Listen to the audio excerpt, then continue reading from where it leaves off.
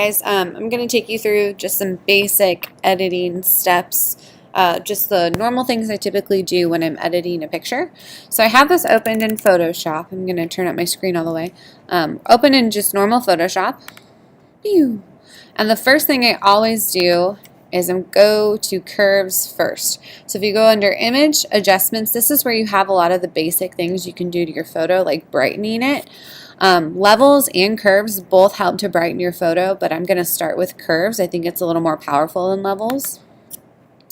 When you open curves, you'll get this little guy. And so the way curves works is I usually start in the middle, and you'll click on the line, and if you pull it down, it's going to make your photo darker. And if you pull it up, it's going to make your photo brighter, right? If you go up here, it's going to make the higher tones even higher. And if you go down here, it's going to make the lower tones higher as well. So typically what I'll do when I start editing a photo is I'll click on that middle part and I'm going to pull it up a little bit to lighten the photo. Just a little bit. And this takes a lot of time, like getting used to knowing how much is enough or how much is too much. To me, this looks like enough. A little bit more and it's going to be too much. I don't want to white out her face. She has very fair skin. And a little bit less and I'm not going to get the contrast I'm looking for. So I'm probably going to pull it right about here.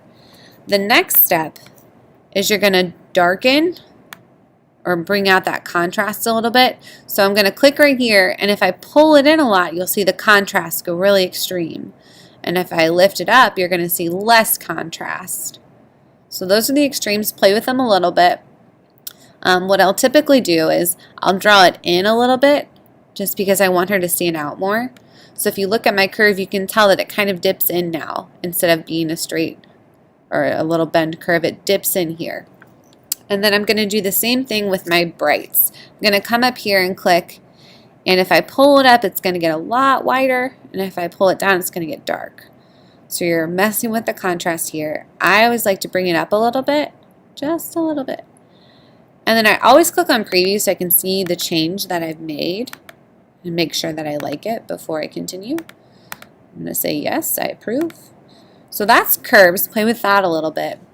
I usually do levels next just to kind of make a little bit more accent on what I want to stand out. So levels works in a similar way. If you click on this black one and pull it back, you're going to make the picture darker. You're going to bring out those dark tones. And right now this looks really edited to me. It looks too burnt, so I wouldn't pull it that much. I usually just pull the darker in a little bit. You can kind of see the change that's made. And then you can pull the light, pull a little bit brighter into your photo. And you got to be careful, especially with a photo like this that's already a little sunburnt. When I pull that bright in, this kind of gets too whitewashed for me. So I'm actually not going to pull it in. I'm going to leave it where it is. And then this middle one kind of controls the midtones. You can brighten your photo a little bit using it. You can also make your photo darker, but I'm going to pull it up. And what I'm looking at right now, where I'm looking for the contrast, is in her hair, because she's obviously the focus of this photo. So I want to make sure that I don't have too much contrast. If you see when it's dark, you can't really see her hair that well. It looks way too dark. So I'm going to pull it up until her hair looks normal to me. Probably right about there when I can see that definition, can see the color really well. And again, this is what my photo looked like. It's not a major change. Photoshop is not about making crazy major changes. It's about making like little changes and alterations as you go, and then at the end you have a much cleaner photo. You don't want to make big crazy changes every time you're doing something. So I like that. After that, I'll typically go to filter and I'll go to sharpen and then smart sharpen. And what this will do is it'll just make my photo a little crisper. Let me zoom in so you can see what's happening here. Let's get her eyes in. So I have it on preview right now, which means I put the sharper mask on. I'm going to pull it off so you can see. So if you look at Megan's eye here, just focus on her eye. It should get, I mean, it's very subtle. It gets a little bit sharper. Play with that. It's not, like I said, it's not a big crazy change, but it's those little differences that bring your photos from basic to better than basic. So we're going to go ahead and do that sharpen. You can control how much you want that sharpen. So if you have a really blurry photo, you might up it a lot more, But keep in mind, like, it looks like you're doing something funny to it if you keep upping the sharpen. Whoa, so I upped the amount a lot. So you should be able to see it now from preview. Now it looks cleaner, but it also looks a little crazy, a little too intense. Let me show you her face again. So we went from here to here. So yes, it's sharper, but look at her teeth. Like, you've got these lines showing up that weren't there before. Now her skin has these dots. You are manipulating this photo when you do that. So you don't want those big crazy changes, just a little bit less. There we go. That's probably not too bad. Yep. That is good. Okay. So we've done curves, we've done levels, we've made it sharper. Another tool I'll usually use is I'll go to Vibrance, so under Image Adjustments, and then I'll click on, oh, not Exposure, sorry. We'll click on Image Adjustments, Vibrance, and then I like to pull up the Vibrance just a little bit and make the picture a little brighter. I mean, subtle changes. You can also pull up the saturation a little bit. Be careful, saturation applies really quickly.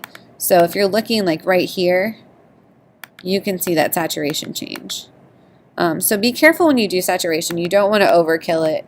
Like, I hate when my photos look highly edited. Like right now, this looks super highly edited because I've just upped my saturation by 48. So probably like a 9 or, I mean, even a 15 might be a little much. That's not too bad. Let's go around 12 or 13 should be good. Just enough to give us like that sun kiss. Perfect.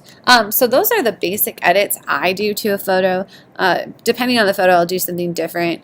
I might even put on a layer. So these are kind of fun. A photo filter, sorry, not a layer. So if you go to Image Adjustments again and go to Photo Filter, you can actually add a filter, like a color, on top of it. So if you really want to bring out that sunshine, you can put an orange filter. You can kind of dull it a little bit, maybe a lighter orange.